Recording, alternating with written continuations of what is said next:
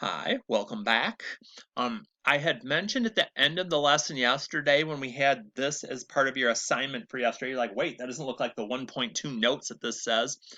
I'd said that we would start today in case you didn't remember a couple things from the spiral review, how those would work. So we're back in the practice on the back of your practice from yesterday. And we are chatting a little bit on the spiral review here. So perimeter and area. So I'm going to help with formulas in case you have forgotten them. I still want you to do them. But again, perimeter is just when we add up all the sides. Now be careful on this one though, because the two things you see are not the only sides there. You can visually see this. You're like, there's four sides to that. It's a rectangle. So we know about rectangles that the opposite sides are equal or they're congruent. So that means this would also be 12 centimeters. And this would also be 7 centimeters, and we'd add them up and we'd be good. That's going to be true on the perimeter here as well, but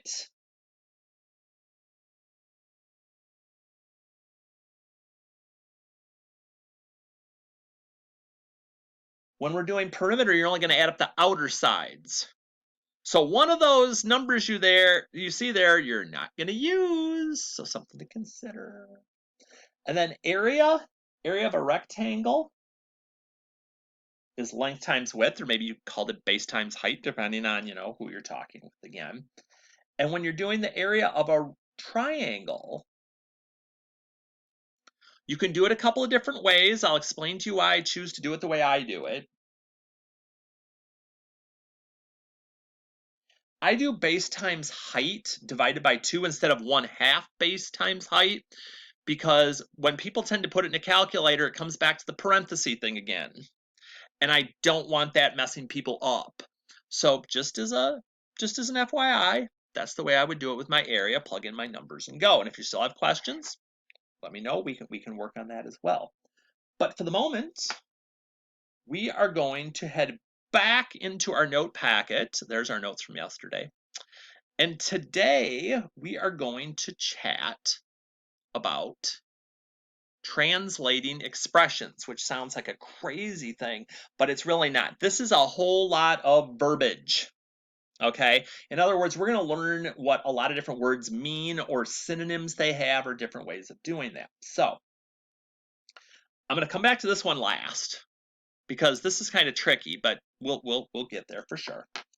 And so today we're going to chat about other words we can use for add. Okay, combine, more, gain, increase, sum. Okay, not S-O-M-E, but S-U-M. Okay, subtract, minus, fewer, decreased by, difference.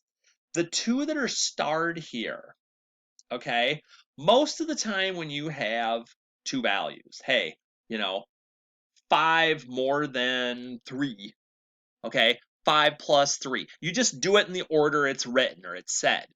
But when you see these two come up, so give them a little color here too, you're going to do the opposite. Okay, so if it said 5 less than 8, you wouldn't write 5 minus 8, you'd write 8 minus 5. And we're going to see that in some of the examples here in a minute as well. Multiply, times, product, double or twice just means like times 2, or if you had triple, that'd be times 3 or something like that. Divided by, quotient, fractions, okay? Any fraction you would do is a divide type thing. And then for equal, again, we've got total, was, is the same as. And then unknown or letter can be another word for variable. So when we're asked to write a mathematical expression, they're going to give us words and we're going to put it into like a math expression, no equals. So 5 less than a number n, now don't get sucked in. Don't do it. It's not 5 minus n. Again, less than, it's the opposite, so the n is first. Less than is minus 5, which makes sense. 5 less than, you're taking 5 away from n, so n minus 5. the product of a number n and 3.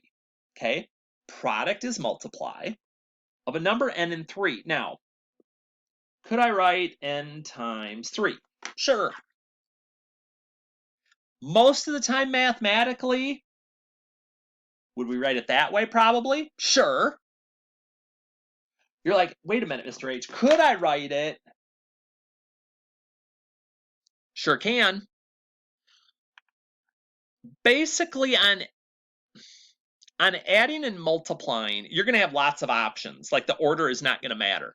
Division and subtraction, it does. Okay, and we'll chat about that as we go too.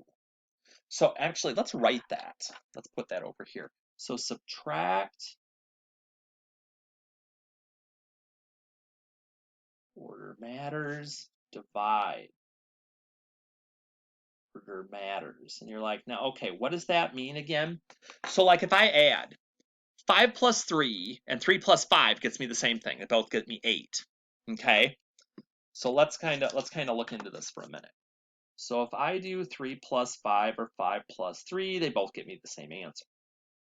However, if I do 3 minus 5 and 5 minus 3, do they get me the same answer? And the answer is no. Order doesn't matter, order does matter. And it's the same thing when we get down to multiplying and dividing. Multiplying, 4 times 6 is 24.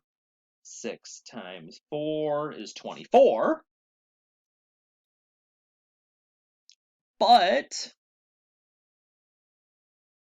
8 divided by 2 is 4, but 2 divided by 8 is 0.25 or 1/4, depending on using a calculator, using my brain or something. So again, order doesn't matter, order does matter. So just something to keep in mind as we are writing these out. So 4 times a number n, comma, plus 3. Okay, well, what's up with the comma? What does that mean? Sometimes that may end up meaning parentheses. Personally, when I see the comma, I do tend to put parentheses because here I could write 4 times the number plus 3, and I'm fine. Order of operations wise, that's correct. But normally when I see that, I take whatever is ahead of it and I put it in parentheses. Now again, I can plug both of those into a calculator with a number for n, I'm going to get the same number. But that's me playing it safe. Here's what I mean. When we do the next one, the sum of 3 and n divided by 7. If I were to write 3 plus n divided by 7, I'm not right. Like, what do you mean you're not right? Sum is plus, right there. Okay, but notice something, and we didn't talk about this when we were going through our things before. You notice how there's parentheses around sum and difference here? You might have been wondering why that is. Whenever you see those words, it kind of goes along with the comma that's there. Because if I don't put the parentheses here, order of operations, what am I doing first? I'm dividing. But that's not what I want to do first. I need to add first. So when you see sum or difference, okay, use the parentheses, play it safe. The sum of 3 and n, okay, do the sum first, then divide it by 7. So that same thing is going to happen here on number 5. Twice the difference of 9 and x. Okay, so I'm doing 2 times something. The difference, subtract, of 9 and x. Hardy, isn't it supposed to be x minus 9? No. It's supposed to be in parentheses, yes. But does it say subtract from? No. Does it say less than? No. That's the right order that we're going to work with on this. All right. Rolling. Jason is going to Recnite at HH9. Man, we wrote this a couple of years back now. It costs $5 at the door and $1.25 for each soft drink he buys. You're like, okay, so what am I supposed to do with this? So when I go in the door, it costs me $5. You know, each person has to pay $5. So $5. And $1.25 for each drink he buys. When you see each, it means, oh, so if I buy one drink, it would be $1.25. If I drink two drinks, it would be $2.50. And you're like, okay, well, how would I put that into this though? Because I can't keep changing it based on how many drinks I have. When you see each, we need to put a variable in there. So now, hey, Jason had 4 Mountain Dews. Hoofda. I could put a 4 in there. Jason had 1 Mountain Dew. Jason had no Mountain Dew, okay? But I can still get the expression, is what we're trying to shoot for here. Again, not equations, no equals, just expressions. Okay, you've almost made it. Inequalities, symbols, and meanings. Just a few things as a reminder, okay? Less than versus greater than. Okay, one thing we got to get out of the way right away here. So you look at these, you're like, okay, one's got an open dot, one's got closed. So what's the deal? If it's just less than, okay, it's just going to have a regular arrow. It goes with this, okay? The whole difference is going to be in 2 places. See the little line under the arrow? That tells me it's a closed dot. Or equal to tells me it's a closed dot. Here's the other thing you have to be aware of, because this is a little too generic the way we've gotten it written here for my liking. It doesn't mean every time the arrow is left, it's less. Okay? If the arrow is left and it is pointing at X, then it's less than. You are less than me. I always tell people, it's like the arrow is pointing at X going, you are less than me. You are less than me. That, I mean, okay, I'm ridiculous, but it sticks, okay?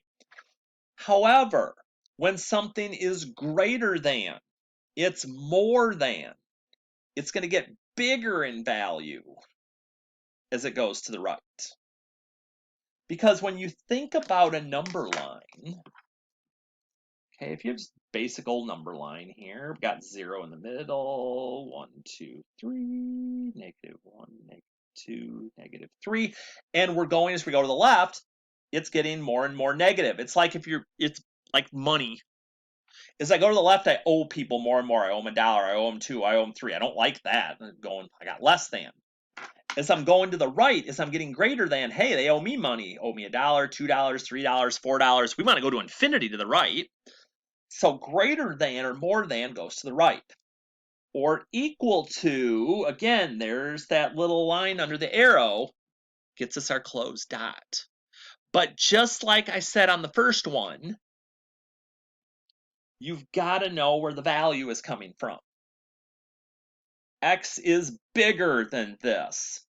X is larger. It's like it's eating X. Whatever there, if X is being eaten, okay, that means greater. Because if you eat something, you're taking in more stuff. So there's a few ways to remember that, but again, you've always got this as a reference to come back to if you need it. And that will wrap up the regular note part for today.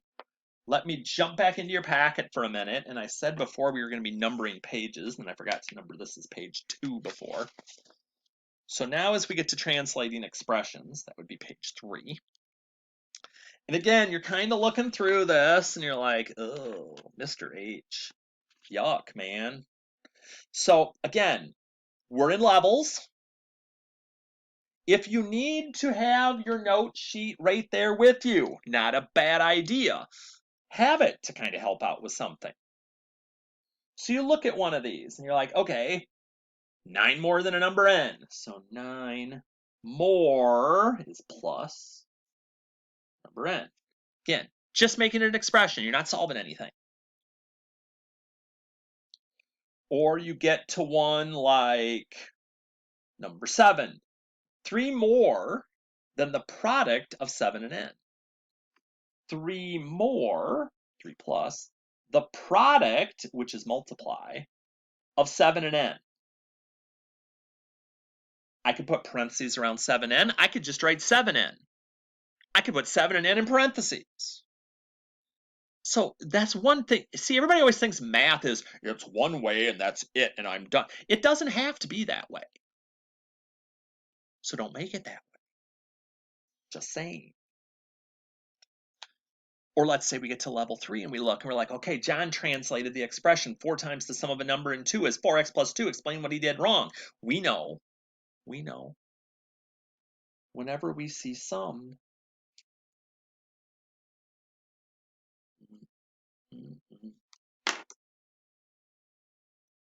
John forgot the parentheses for the sum. Because if he didn't do that, it would be 4 times x plus 2. That's not what it says. So that's what we're trying to get to here. We're trying to get to thinking about those details and just making it secondhand nature that we don't even have to think about it twice. Again, answers down here to kind of give you some guidance. There they are. So, but again, we've got an answer key as well with that. Okay. Oh, Artie, it's words. I don't want to do words. Oh, you can do words. We're good. Okay. Biggest thing here. So I look and I go, okay, 13. That's an unlucky number. We'll make it lucky. We'll do 13. Paul has an overdue library book. The library charges a 5-cent sign for each. When you see each means here comes a variable based on the day the book is overdue. Write an algebraic expression for the total charge based on the number of days the book is overdue. You're like, okay, so really it's just the cost times the number of days. Now, if you wanted to put another variable in for something, y equal, you don't have to. This is fine, okay? Or let's say, let's play with one more because I want to get something that's got a little more here. Okay, 15. Sue currently has 200 free hints on one of her iPhone games. She gets 2 free hints per level she completes. Write a variable expression for the number of free hints she will have after completing X levels. Okay, she has this many right now. Even if she quits playing the game at this point, she has these 200 hints. There's no variable that goes with that. But she gets 2 free hints per level. That's kind of like saying for each level she completes, she gets 2 more hints. You can use X. See, it said X, I made H. See, we're flexible when it comes to this stuff and kind of starting to work. And so again, got to keep getting some of the review stuff back in so you can kind of see how some of this stuff is going to go. So again, a review thing. Do you remember from your equations before? Do an opposite. Okay? What's the opposite of multiplying something by 7?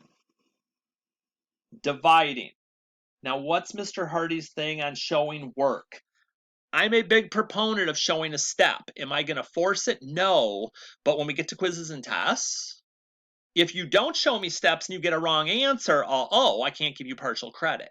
And it also helps me when I come by to try and help you at times if you can get, if you can get partial credit for things, and I can also know what's going on. Okay, simplify. Now this one we just did. So let's say, I don't know, let's jump in, 6, that looks like fun. Let's jump in with 6. So 8 plus y times x. Hardy, why didn't you use the dot? When there are negatives, I don't like using the dot. I mean, you can use the dot. It isn't wrong if you do. But now I got to be careful because you can't just go left to right here. Well, why not? Because we're doing PEMDAS. Okay, that's multiply. It's not parentheses, so we don't have that. We don't have exponents. But ooh. We have add, we have subtract, we have multiply. Multiply comes before these. So we got to do that first.